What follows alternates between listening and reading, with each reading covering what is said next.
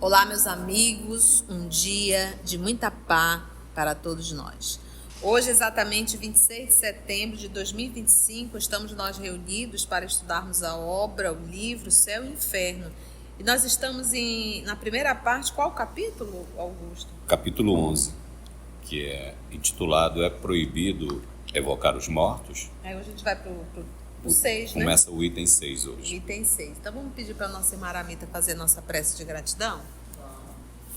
É com alegria, Jesus, que nos reunimos nessa hora, no final da semana, para refletirmos, estudarmos e darmos conta da parte mais importante dessa escola onde todos estamos matriculados, que é o nosso aprendizado espiritual. Aprendizado da vida futura, aprendizado para onde queremos nos direcionar. Então, ajuda-nos com teu amor e a tua misericórdia para que possamos estar presentes, nos dedicarmos a essa leitura, a esse aprendizado, para que nós possamos, onde quer que a gente vá, ser um exemplo dessa tua doutrina de amor, de paz, de esperança. E ajuda-nos principalmente a ficarmos contigo, porque tu estás conosco desde sempre, que assim seja. Item 6. A esta objeção, respondem que todas as leis de Moisés foram ditadas em nome de Deus, assim como a do Sinai. Mas, julgando-as todas de fonte divina, por que os mandamentos se limitam ao decálogo? Qual a razão de ser da diferença? Se todas emanam de Deus, não devem ser igualmente obrigatórias? E por que não conservam a circuncisão a qual Jesus se submeteu e não aboliu? Esquecem que todos os legisladores antigos, para darem mais autoridade às suas leis, atribuíam a todas uma origem divina. Moisés, mais que nenhum outro, necessitava desse recurso, tendo em vista o caráter do seu povo. Se, apesar de tudo isso, ele teve dificuldade em se fazer obedecer, que não sucederia se as leis fossem promulgadas em seu próprio nome. Então era uma forma de fazer com que tivesse mais tanto notoriedade quanto ênfase, né? E de certa forma assim, olha, foi Deus que mandou. Adesão, aceitação. Hoje a gente tem um pouco disso. Vamos comparar quantas vezes dentro da instituição espírita alguns pseudos médios não estão com uma determinada ideia e para que aquilo tenha ênfase, eles dizem que foi o espírito superior, né? Que foi o mentor que orientou.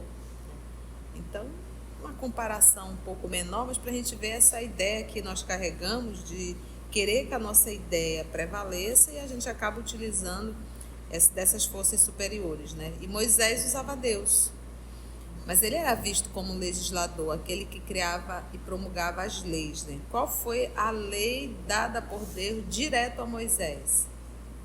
O Decálogo, os 10 mandamentos. E direto, porque foi uma escrita direta. Foi um fenômeno mediúnico, né? Um fenômeno mediúnico escrito direto na pedra. A escrita direta. E foram os 10 mandamentos. Esse é divino, e tudo que é divino, ele é atemporal. E aí quando ele começa o parágrafo do 6, que ele diz, a esta objeção, ele responde que todas as leis de Moisés foram ditadas em nome de Deus, é porque no item 5, o Kardec fala que há duas partes na lei de Moisés, a de Deus, que é o decálogo, e a ordem disciplinar, que era para educar aquele povo, que era bem difícil. E assim, como a gente não fez isso, mas se você for estudar o livro Levítico, você se espanta com tanto de lei. E é o livro atribuído a Moisés, né? Faz parte do Pentateuco mosaico, né? Então ali tem lei para tudo, e era uma forma de educar o povo, né? De limitar o povo. Então tem até falando da menstruação da mulher, que pode e o que não pode. Então você vê que era uma forma de proteger, inclusive, até a saúde, né? Por isso a história de não comer determinadas carnes, Tinha lá a lei para a higiene do corpo. Tem muitas leis. Se você der uma leitura en passant, você vai dizer, meu Deus, né? Não veio Jesus modificar a lei mosaica, fazendo da sua lei o código dos cristãos? Não disse ele, abre aspas, sabeis o que foi dito aos antigos, tal e tal coisa, e eu vos digo tal outra coisa? Fecha aspas.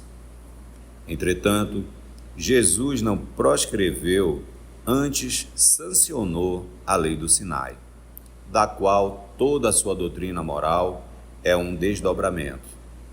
Ora, Jesus nunca se referiu, em parte alguma dos evangelhos, à proibição de evocar os mortos, quando este era um assunto bastante grave para ser omitido nas suas prédicas, principalmente se levarmos em conta que ele, Jesus, tratou de outros assuntos secundários. Item 7.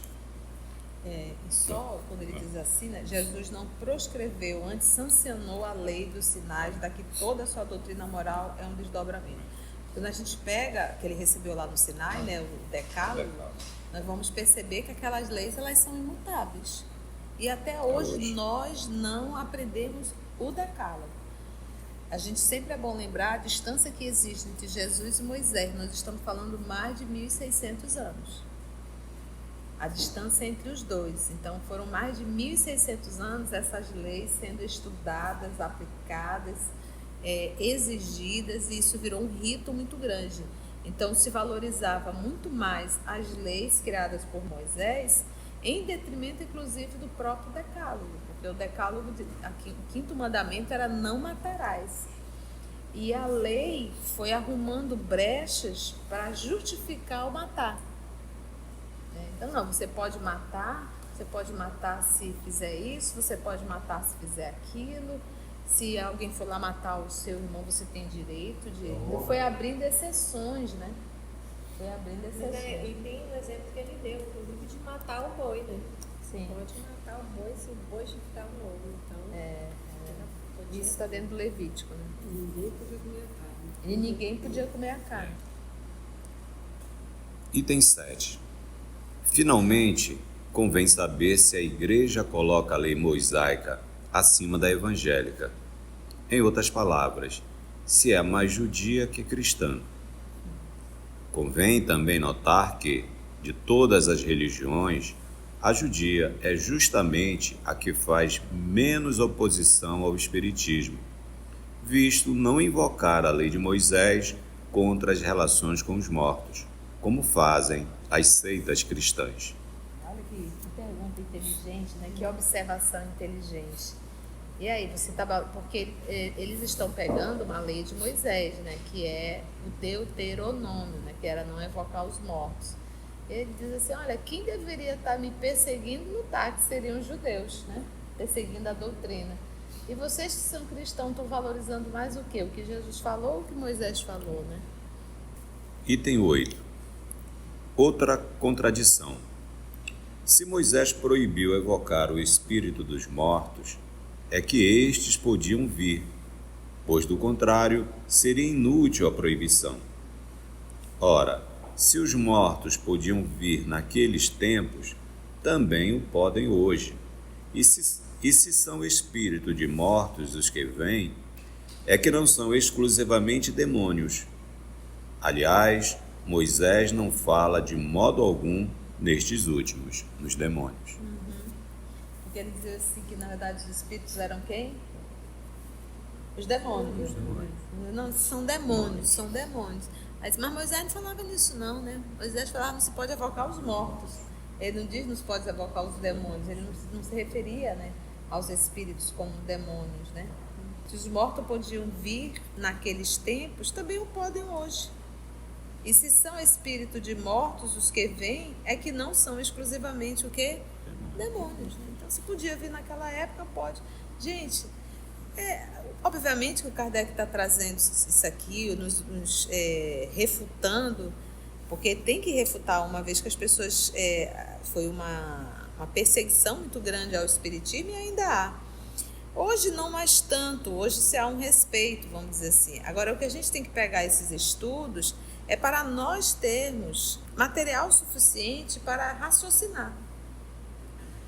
Esse não é um texto para a gente estar debatendo com as pessoas. Eu sempre digo assim, se hoje uma pessoa chega comigo, vocês sabem que meus irmãos, a grande maioria são evangélicos, inclusive pastor, né?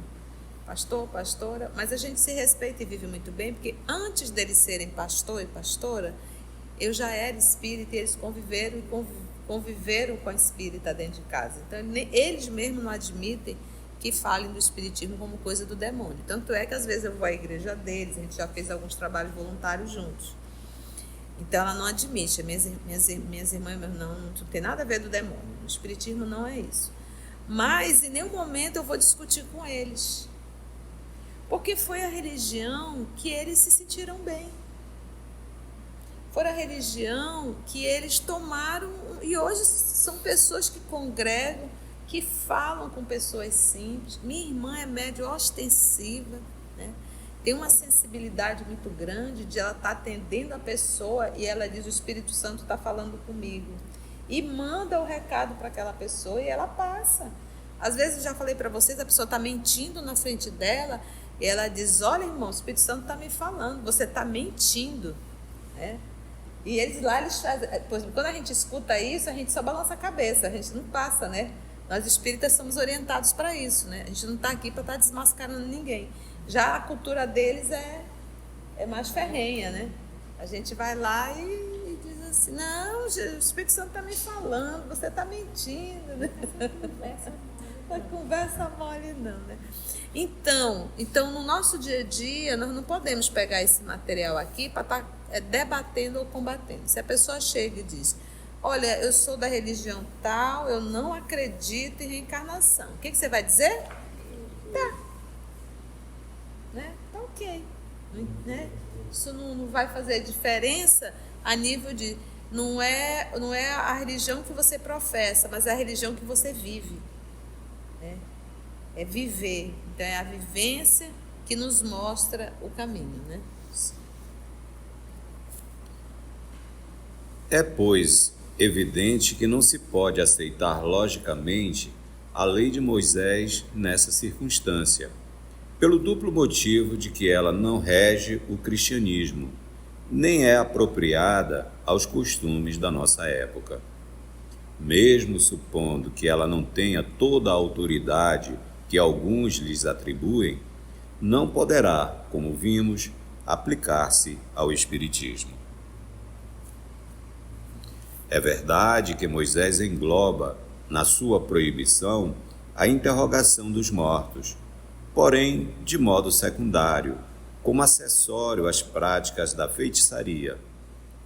O próprio vocábulo interrogar, junto aos de adivinho e agoureiro, prova que entre os hebreus as evocações eram um meio de adivinhar. Entretanto, os espíritas não evocam os mortos para obter revelações ilícitas, mas para receber sábios conselhos e proporcionar alívio aos que sofrem. Certamente, se os hebreus não se tivessem servido das comunicações de além-túmulo com essa finalidade, Moisés, longe de as proibir, tê-las-ia estimulado, porque teriam tornado mais dócil e mais obediente o seu povo. Então aqui ele deixa bem claro que as comunicações existiam, que era uma prática comum, mas que o propósito não era nobre, né? Então, lembra que eles passaram muito tempo no Egito e o Egito realizava isso, a prática era comum, né? Essa comunicação com os mortos, com os chamados mortos. E, de repente, como eles passaram mais de 3 séculos ali, adquiriram tudo isso. Mas a forma, o porquê era pejorativo, era uma brincadeira. Então, tinha que ser proibido mesmo. Moisés estava certíssimo. Como hoje ainda, se a pessoa chega aqui na casa espírita e diz assim, eu queria participar de uma reunião mediúnica.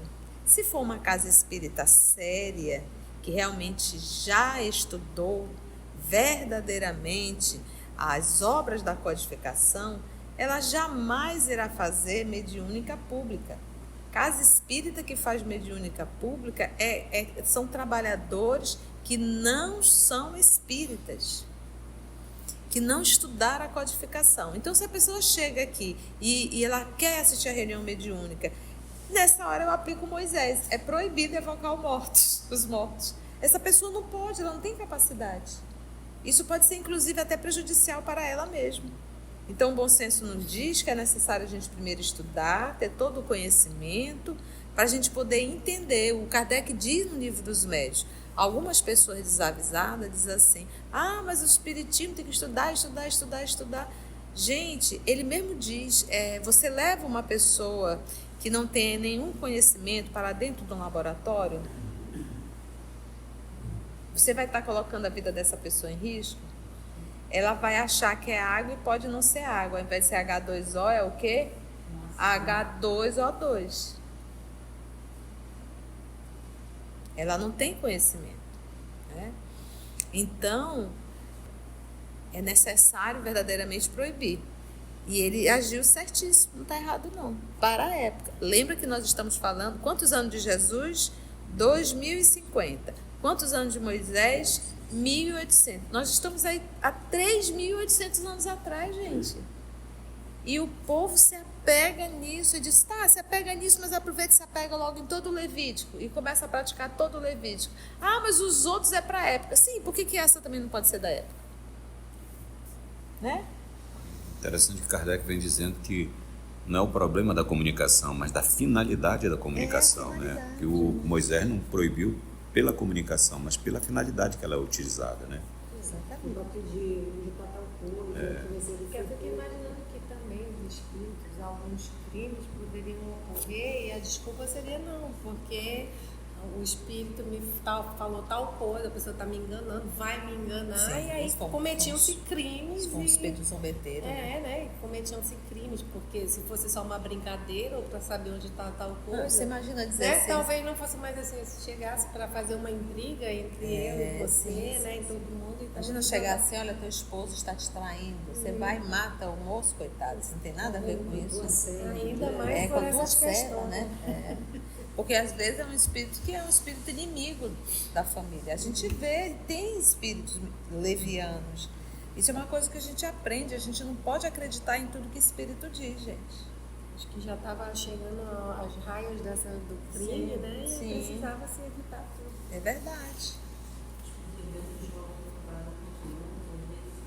É o quê? Sim. Item 9.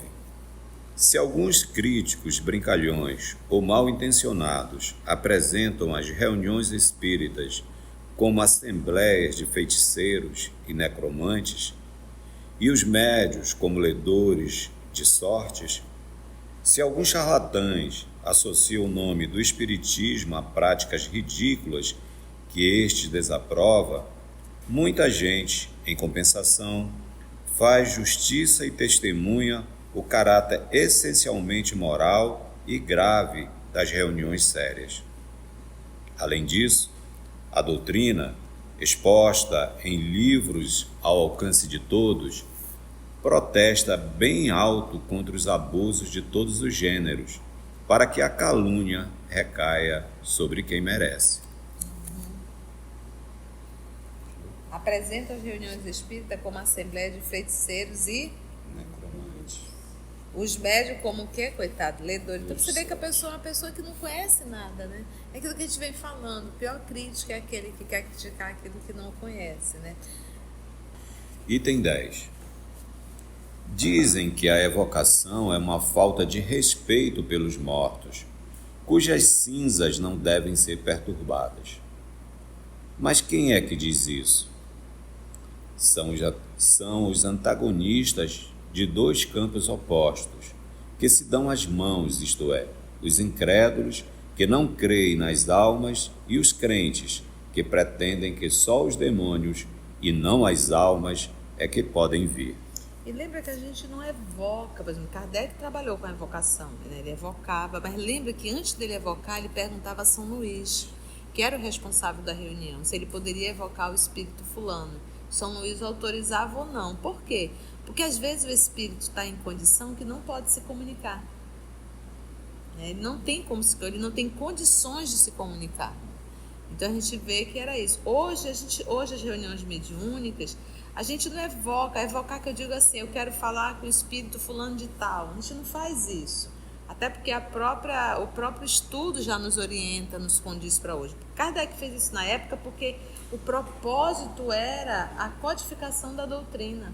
Era necessário para testar. Lembra que ele faz do espiritismo, ele constrói de uma forma científica. Era ciência, é uma ciência.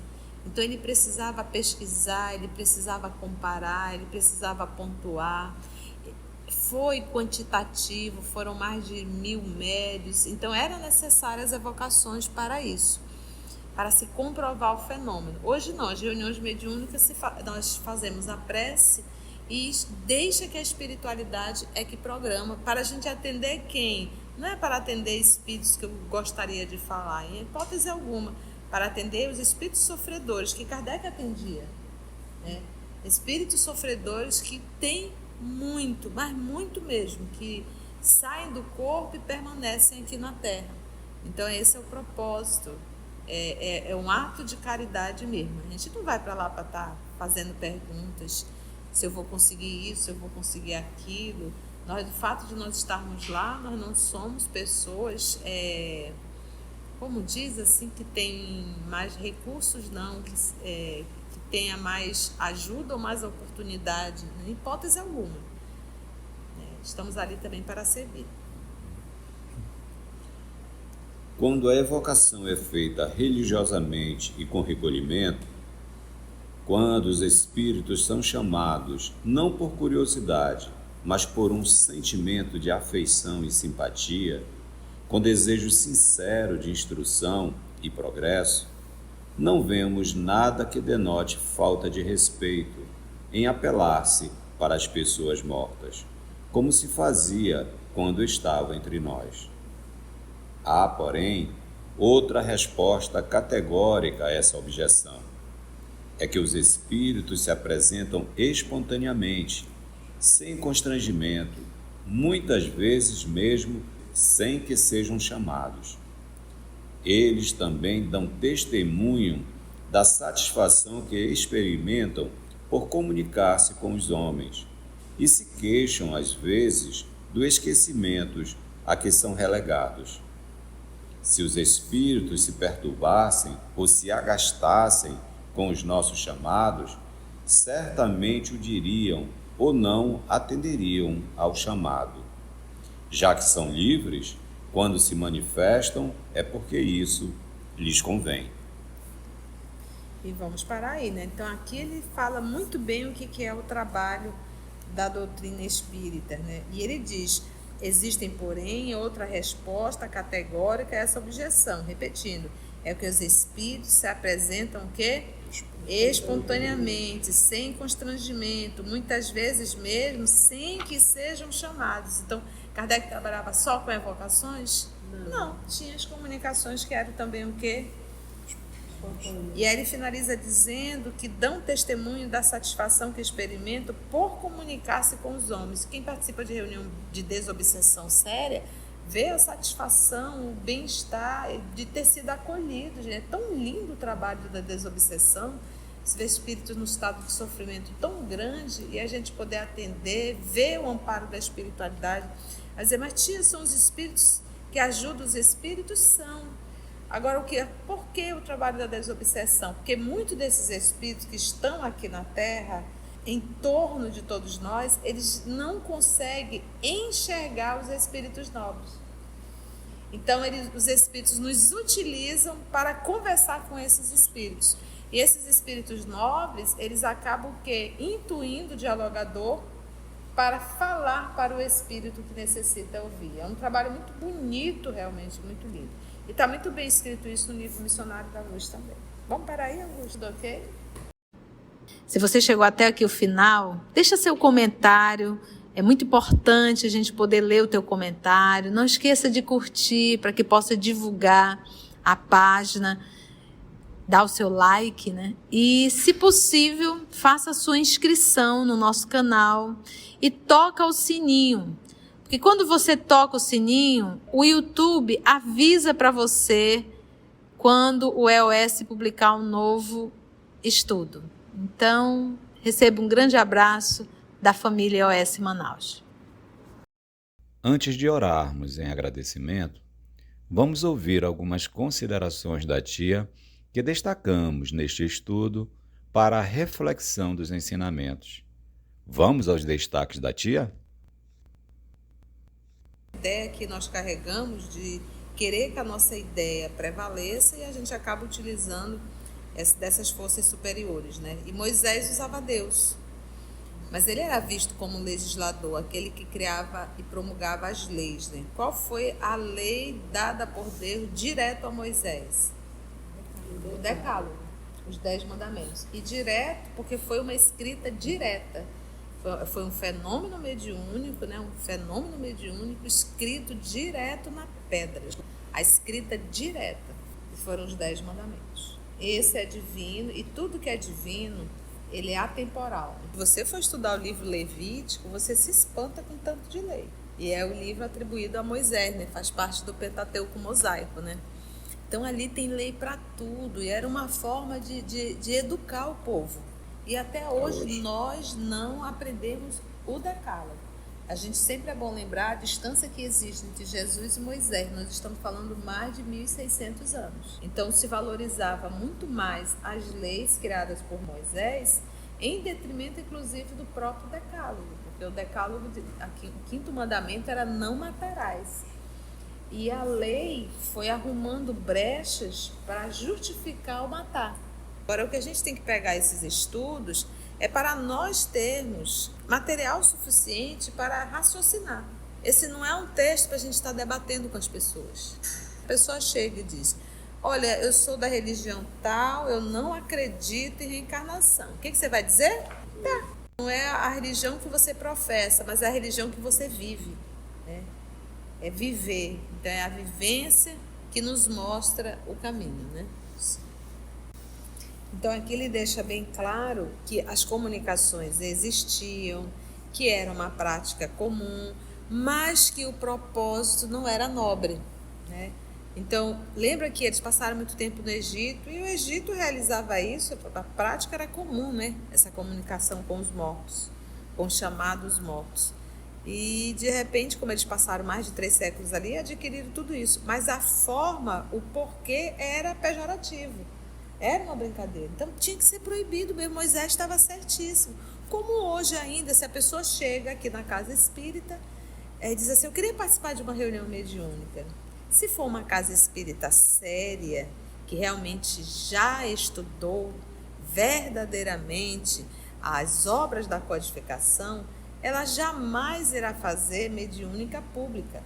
Casa espírita que faz mediúnica pública são trabalhadores que não são espíritas, que não estudaram a codificação. E lembra que a gente não evoca, por exemplo, Kardec trabalhou com a evocação, né? Ele evocava, mas lembra que antes dele evocar, ele perguntava a São Luís, que era o responsável da reunião, se ele poderia evocar o espírito fulano.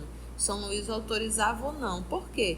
Porque às vezes o espírito está em condição que não pode se comunicar, né? Ele não tem condições de se comunicar. Então a gente vê que era isso. Hoje as reuniões mediúnicas, a gente não evocar que eu digo assim: eu quero falar com o espírito fulano de tal. A gente não faz isso. Até porque o próprio estudo já nos orienta, nos condiz para hoje. Kardec fez isso na época porque o propósito era a codificação da doutrina. Era necessário para testar. Lembra que ele faz do espiritismo, ele constrói de uma forma científica. Era ciência, é uma ciência. Então ele precisava pesquisar, ele precisava comparar, ele precisava pontuar. Foi quantitativo, foram mais de 1000 médios. Então eram necessárias evocações para isso, para se comprovar o fenômeno. Hoje não, as reuniões mediúnicas nós fazemos a prece e deixa que a espiritualidade é que programa, para a gente atender quem? Não é para atender espíritos que eu gostaria de falar, em hipótese alguma, para atender os espíritos sofredores que Kardec atendia. Quem participa de reunião de desobsessão séria vê a satisfação, o bem-estar de ter sido acolhido. Gente. É tão lindo o trabalho da desobsessão, se vê espíritos no estado de sofrimento tão grande e a gente poder atender, ver o amparo da espiritualidade. Vai dizer, mas tia, são os espíritos que ajudam os espíritos? São.